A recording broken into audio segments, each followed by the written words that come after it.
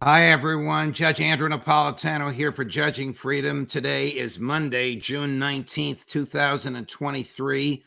It's 10 o'clock in the morning here on the East Coast of the United States. Ray McGovern will be with us in just a minute on the latest involving Secretary of State Blinken in China and the nonsense the CIA expects us to believe about the Nord Stream pipeline explosion.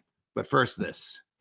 When it comes to carrying valuables or even firearms in your vehicle, most people feel they have to choose between safety and convenience. A vehicle break-in occurs every 36 seconds in America. The headrest safe gives you the power to store cash, jewelry, medication, and yes, even your concealed carry firearm. You'll never have to worry about taking your valuables with you again. Keep them safe with the headrest safe. Use promo code JUDGENAP and enjoy $50 off for a limited time at theheadrestsafe.com. Ray McGovern joins us now. Ray, always a pleasure. Thank you very much for coming back to our cameras. As we speak, I believe Secretary of State Blinken is being read the Riot Act in Beijing. Now, you watched some of this earlier this morning. What did you see and what did you learn? Actually, Judge, he's still conducting this press conference. The Q&A is going on. I was lucky enough to be tipped off to this. So I watched the whole little account that he gave of his talks with top Chinese leaders. The only positive thing that can be said is that Xi Jinping deigned to meet with Blinken very briefly. The readout that the Chinese gave of the previous talks with Blinken's opposite numbers was really harsh, really harsh. Wise up, America. You got a problem here, and we're not going to help you unless you can help yourself. Some of the reportage so far has been what the French call maquillage, porquin maquillage, which translates in our vernacular, putting lipstick on a pig. The only other good thing is that decoupling was completely rejected by both sides. So economically, we should be on a fairly straightforward course on Ukraine and on great power relations and on things like the UN Charter vis-a-vis the rules-based international order. There is a great divide that cannot be breached unless the U.S. trims its sails. What is Secretary of State Blinken attempting to accomplish? We know that relationships between China and the U.S. are icy cold, and we keep having these near misses of whether it's planes near Taiwan or ships in the South China Sea between theirs and ours. Sometimes I think that stuff is staged, but I don't know. You would know better than I. But what is his goal? I mean, he works for a guy who says we're going to fight a war against China if they decide that Taiwan is not a separate country, which under the law it is not. Well, Judge, the Chinese take a long view here, and we're ready to receive Blinken at U.S. insistence, pretty much. This was the U.S.'s idea to send Blinken. Biden himself has made some remarks saying, we really like to improve relations with China. I'd really like to meet with Xi Jinping later this year.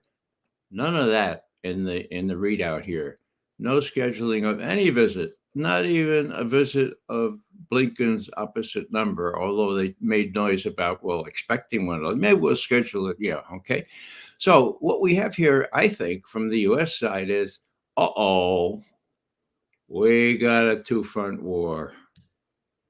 The Chinese are not only continuing to buzz our aircraft and our warships, but they're not even apologizing for it. They're saying, hey, you say, as John Kirby said just this week, we have great concerns about Chinese involvement in our hemisphere, in the Western Hemisphere. We've been watching it from day one.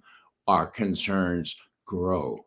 Now, I imagine that Xi Jinping or his lieutenant said, we have grave concerns, Tony, about U.S. activities in our hemisphere. I mean, hello. Right. So, bottom line, actions speak louder than words, particularly with respect to the Chinese.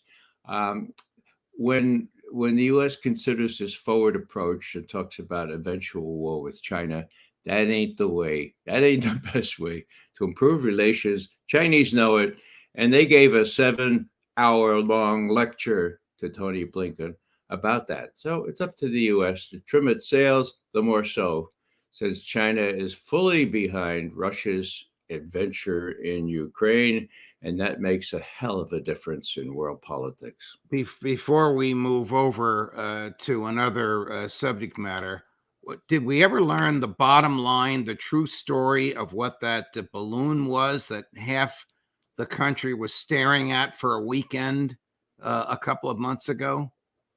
I didn't. That's probably by design. They're probably still investigating the technology embedded in that balloon.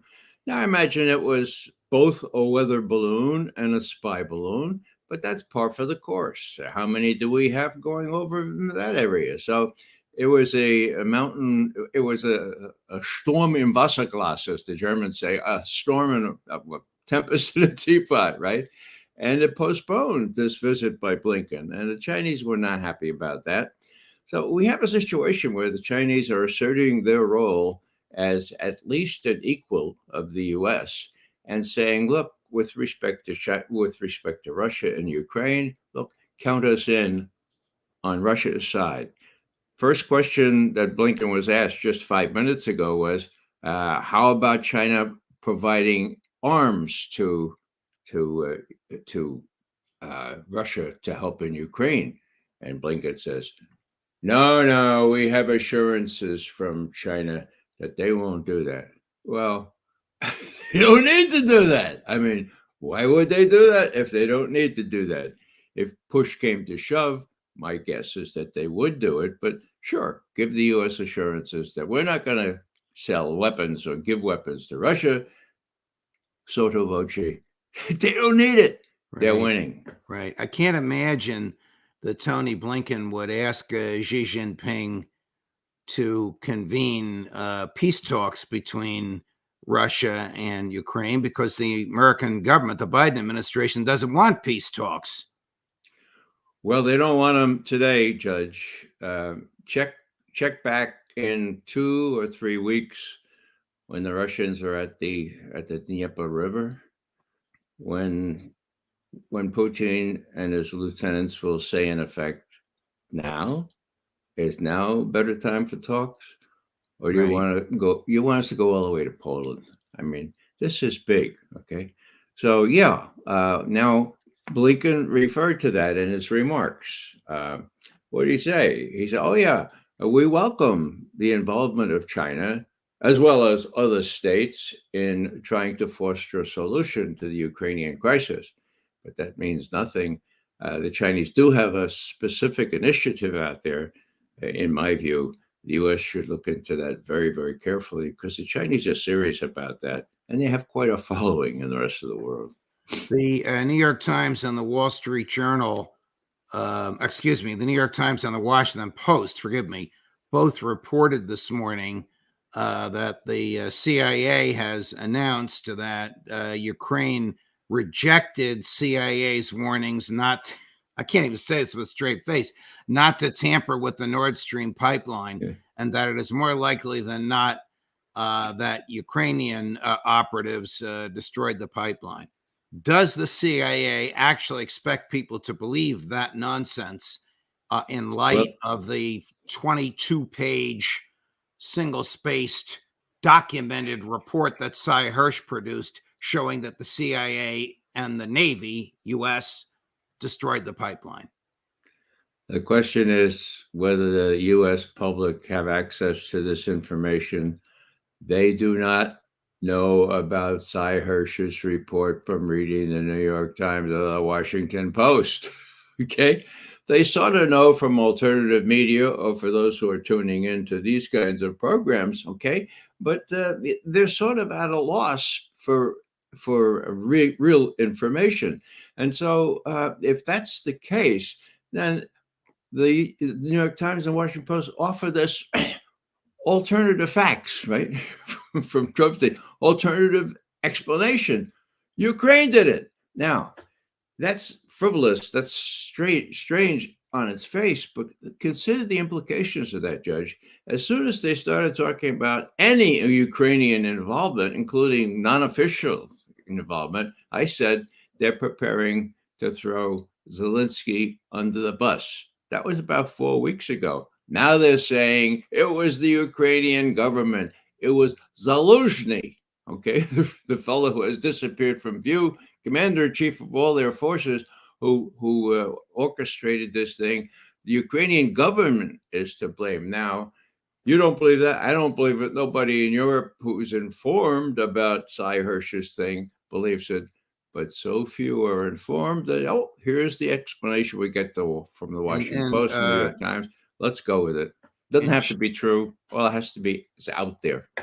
And Chancellor Scholz of Germany has dispatched a team of investigators to get to the bottom of this. They're basically chasing their own tails. I am sure those investigators, who are savvy guys, know exactly what happened. But just like your former friends in the CIA telling the American president what he wants to hear, I would imagine these people will tell Chancellor Scholz what they think he wants to hear. Well, as you'll recall, Judge, Chancellor Scholz was with Biden on the 7th of February, 2022, when Biden said, we can, the Nord Stream pipeline will be no more if Russia invades Ukraine. And when he was asked, how could he do that? He's not in control. He said, trust me, we can stop it. Now, the question really for the German people is, what did Scholz know about the plans to blow up the pipeline, and when did he know it? Did he ask Biden, what do you mean by it? What do you mean by that? Or did he not? Either way, it's pretty damning to the relationship between the U.S. and Germany, and that's a pretty important relationship. Right. We're going to take a break. When we come back, more from Ray McGovern on Daniel Ellsberg, on General Petraeus, and on, you're ready for this, Hillary Clinton, right after this. You want to feel safe in your vehicle, and for you, that means easy, rapid access to your firearm. But safety also means your items don't fall into the wrong hands. You don't have to choose between safety and convenience. The headrest safe keeps your firearm where you can access it, and no one else can. Just order your headrest safe, install it yourself when it arrives, and enjoy peace of mind. It starts at theheadrestsafe.com. Tell us, you were good friends with Daniel Ellsberg. You and he and I and most people watching now share the same view about the obligation of governments, at least governments in the West, to be transparent. What did he do, and what is his legacy? Well, Dan risked life in prison to expose the fact that we were being lied into the war in Vietnam. Now, the short answer to your question is that he got off because of overextension by the Nixon administration, raiding his psychiatrist's office and that kind of thing. But he was prepared to spend the rest of his life in prison. And when he was asked spontaneously by some reporter during this time, are you willing to do that? Are you willing to spend your whole life in captivity? And Dan spontaneously said, wouldn't you do that to stop a god-awful war and the slaughter of thousands of people? Wouldn't you do that? Well, now Dan is such a humble guy that his main message to folks now, and in his message that I have on my website, the one that talks about his receiving of the Sam Adams Award for Integrity, he says, look, don't do what I did. Don't wait. If you have information, release it before the bombs start falling, before people start getting killed. That's his message to all these people. It was pretty much his last such conversation. You could see him summoning up the balance of his strength. He just recently died of cancer, as you know, to say, look, this is my message to you all, guys. Look, I wish I had done in 1964, when I knew that we were being lied into war in Vietnam, what I eventually did in 1971. Now, just a codicil here, he actually did leak information in 1968 that prevented a widening of the war, as General Westmoreland wanted to do, up to and including the border with China. But then he kind of foregoes that, even though he wrote about it as one of his books called Secrets. He said, no, the big message here is to tell people in government, look, if you have information that can stop, for example, the carnage in Ukraine, let it out at whatever risk. There's great risk, but wouldn't you do that to stop a war? And as I say, Dan can speak from experience. He's the only guy I know who could say that had said from the beginning, when it was very clear he would spend the rest of his life in prison, wouldn't you do that to stop a war? And of course, we all know the outcome with respect to freedom of speech, not always followed by the executive branch of the government, but consistently followed by the judicial branch. And that's the famous Pentagon Papers case, which says this is the effort by the Nixon administration to prevent the New York Times and the Washington Post from publishing what Dan stole. The Supreme Court ruled 6-3 that if the publisher has in his hands matters of material interest to the public, particularly about the government, it doesn't matter how the publisher got them. The publisher is immune from civil and criminal liability for publishing them. That did not stop the government, as you pointed out, Ray, from prosecuting him. He was prosecuted. He was indicted. He was in the middle of the trial when the Nixon crew broke into his psychiatrist's office looking for his medical records to give to the prosecutors. The trial judge was so outraged that he threw out the case right there, dismissed the indictment. The government didn't even have the chutzpah to seek an appeal, and Dan walked free. Just to raise your blood pressure a little bit, and I appreciate very much what you said about Dan. Let me just interrupt if I can, just for a second. Sure. Because before we raise your blood pressure, go ahead. Well, I'm still reasonably calm. That was then. The lawyer for the New York Times brought it to the Supreme Court, and the Supreme Court decided correctly. Yes. That was then. Now the government, our executive branch, our judicial branch, are out for Julian Assange's scalp, body and blood to put into prison forever, forgetting all about this decision. So now Julian apparently is headed to the United States. He'll face trial. He faces trial in a district, the District of Virginia, which is in one time out of 100 exonerated somebody. So, I was ecstatic when the Supreme Court made the right decision. I doubt whether, I don't know whether to make this decision now, but they seem to be irrelevant in this case. It's going forward against my friend Julian Assange. Yes, I could not agree with you more. To raise your blood pressure, here is General Petraeus, one of your least favorite historical and contemporary figures, and we will hear from you on him in a minute, predicting that Ukraine will do well in its spring, now by the end of this week, summertime offensive. And I think that the Ukrainians are very much ready for this. They'll be very distinctive because they will be employing Western tanks, Western infantry fighting vehicles, in large measure for the first time in this war, certainly in this number. I think the Russians will prove to be more brittle than the expectation is. Keep in mind, these units have been in combat for over a year, many of them. They have not been pulled offline to reconstitute by having forces replaced, equipment replaced and repaired, and then doing training before they go back. They just get individual replacements to fill the gap. They're not well trained, they're not well equipped, they're not well led. And I think that these Ukrainian forces, which are well trained, are well equipped, are going to break through. And then you might see a real dynamism to the battlefield that could give real opportunities to the Ukrainians to exploit. Does he still work for the CIA? Is he just mouthing the administration line? Where does he get this from?